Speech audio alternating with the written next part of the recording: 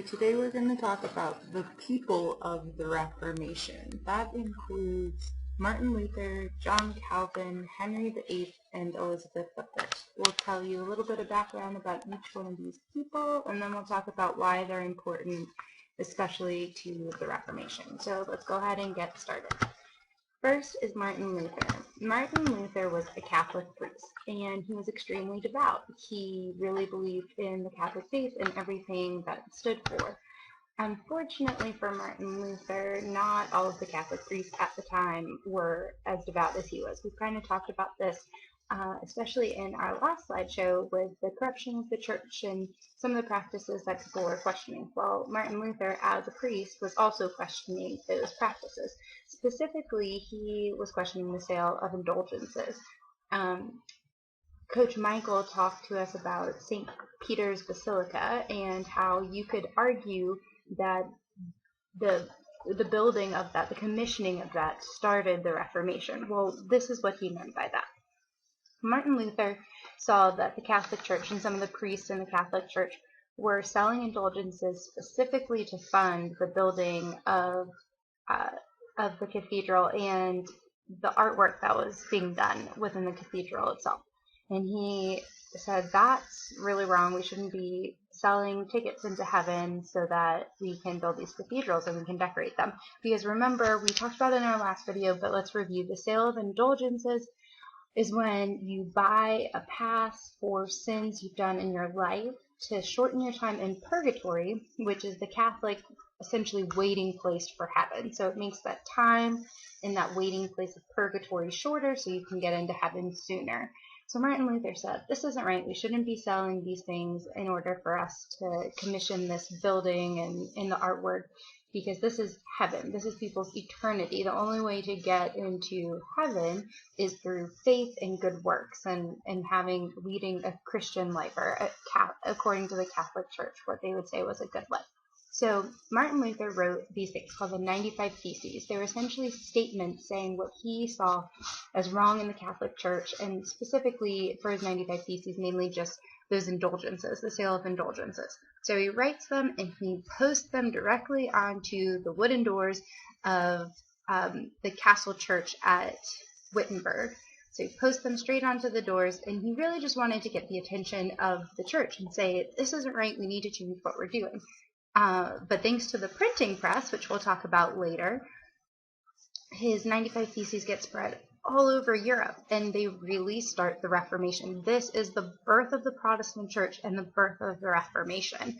It doesn't happen overnight, of course, but his actions posting the 95 Theses is what leads to the creation of the Protestant Church and the start of the Reformation.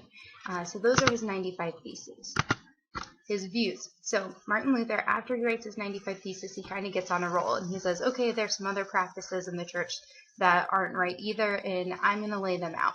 So he says salvation through faith. Essentially what he's saying is that you can't buy your way into heaven. The only way to salvation is through faith, not good works, not anything else that you do. It's a belief in God and Jesus Christ. That's the only way to get into heaven, to be saved. Next, he says the Bible is the ultimate authority, not the Pope, not the church practices. The Pope has nothing to do with, what people do in their lives as Christians or how people get to heaven or if you're saved. It's the Bible, and the Bible is the Word of God. And lastly, he says all people of the faith are equal. So you don't need a priest to interpret the Bible, he says. You don't need the Pope telling you what to do. There's not a hierarchy in religion. There's not someone above someone else in religion. Everyone who is a Christian, who believes in God, who believes in Jesus, is equal. So those are his main views. His tradition is Lutheran. That just means that he was a Lutheran. He started the Lutheran Church.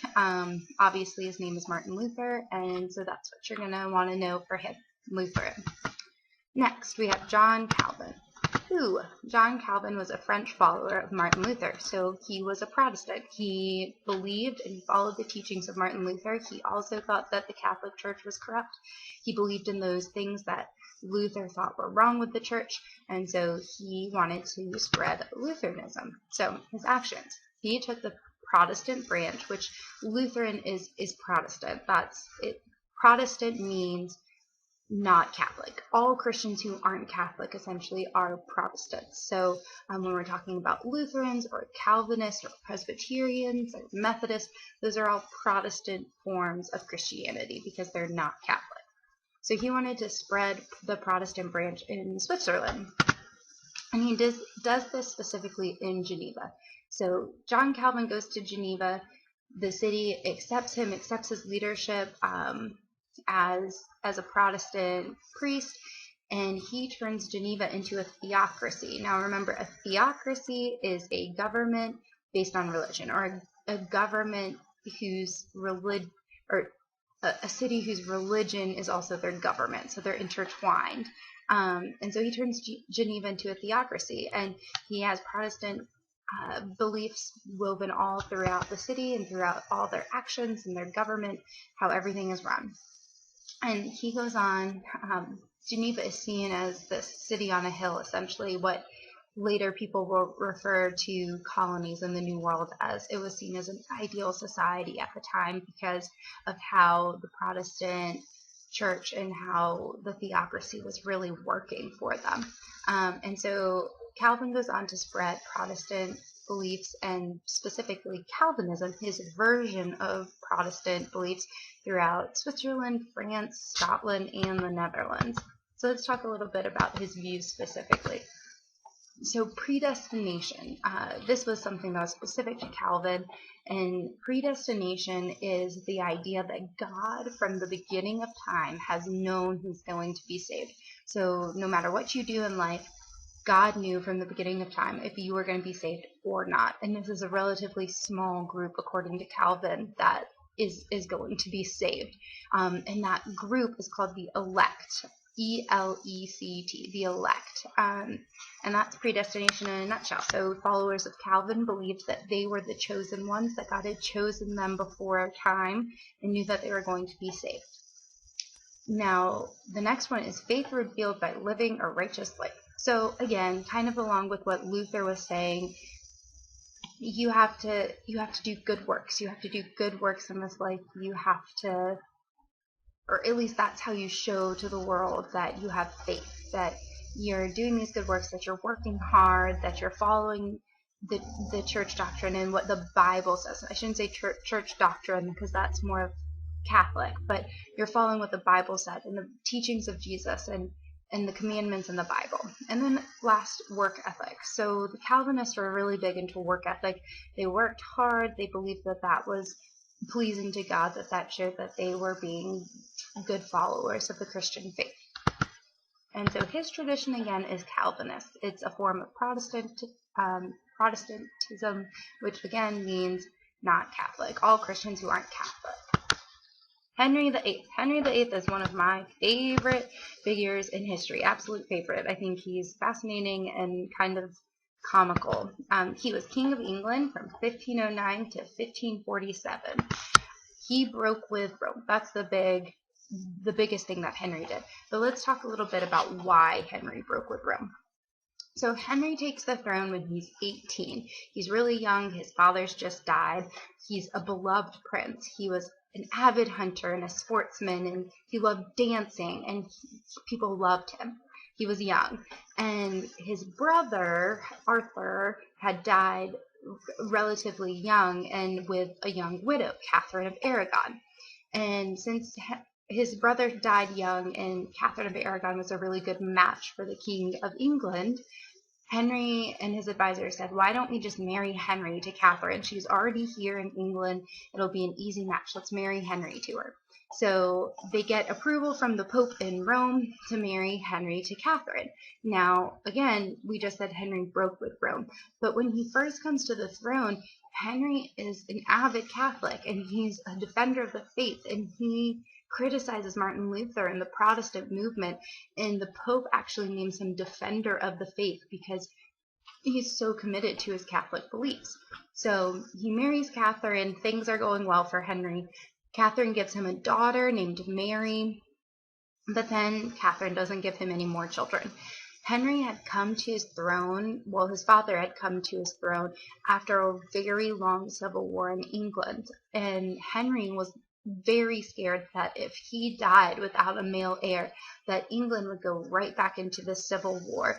And it was a lot like our Civil War here in America, where families were fighting families, and it was really bad for England as a country. And so Henry was terrified that that would happen if he didn't have a male heir. So he wants to divorce his wife, Catherine. Of course, he's Catholic, and that's completely forbidden. You can't divorce in the Catholic Church unless you get permission from the Pope to annul your marriage, is what it's called, an annulment from the Pope. So Henry writes to the Pope and says, I want an annulment from my wife Catherine. I should have never married her in the first place. She was my brother's widow. It wasn't a valid marriage. I need an annulment. And the Pope says, too bad, too sad, Henry. You married this woman. I gave my approval. You have to stay married to her. Well, this really upsets Henry. So in 1529, he calls a parliament. It's called the Reformation Parliament, and they break from Rome. They say that they're not going to recognize the authority of Rome, and this paves the way for Henry to get rid of his wife Catherine and marry again, so hopefully he can have a son. So, and I believe it was 1533, he marries his mistress, Anne Boleyn, and in 1534, he officially breaks with Rome. It's called the Act of Supremacy. So he passes this act in 1534 so that he can say that his marriage to Anne Boleyn is official, and Anne Boleyn gives him a daughter named Elizabeth. Well, she ends up upsetting Henry, and he beheads her. He kills her because he says that she committed treason. So wife number 2 gets beheaded, wife number 1 divorced. So next, Henry marries a girl named Jane Seymour, and Jane gives him a son, Edward, that he's been longing for. But unfortunately, Jane dies shortly after childbirth due to complications. So that was wife number 3. Now we're on to wife number 4, Anne of Cleves, and that marriage lasted less than a year, and he divorced Anne, and luckily for her, she kept her life, but the advisor who arranged that marriage was beheaded. His next wife was Catherine Howard. She was killed for treason. And his last wife was Catherine Parr, and she took care of Henry in his old age, and she outlived him, so she was safe. All of this is important. All these wives are important because it was Henry breaking with Rome over his wants to marry and his fears for his country, that he wanted to secure an heir for his country. So let's move on. He divorced. Sorry, I forgot to hit these buttons. So after Henry breaks with Rome, he becomes the head of the national church. So now that England's no longer Catholic, they have to have some kind of religion, and so Henry becomes the head of the national church. It keeps a lot of the Catholic practices, but it's technically Protestant because it's not Catholic. And so the other big thing is that Henry appropriated the Catholic Church's lands. This just means that because they break with Rome, the Catholic Church no longer has their monasteries or their nunneries, and all the lands that they had owned in England. Henry confiscates them back and takes them as king, and then he starts distributing them out, giving them out to noble lords and things like that, the lands and all of the silver plates and the gold and all of that that would be in the monasteries and in the nunneries. Gives them out to lords and nobles as favors, to buy favors from people, get them on his side, and he keeps them for himself, of course. And Henry's views. So Henry dismissed the Pope's authority in England so that he could follow what his desires, his wants, so he could get divorced and he could hopefully get an heir for England. And then the English church is the tradition, the religion, but Henry himself, this is kind of important, Henry himself remains Catholic. So despite the fact that Henry broke with the Pope and broke with the Catholic Church, he himself still practiced Catholic traditions and Catholic doctrine because that's what he truly believed, just like the beginning of his reign.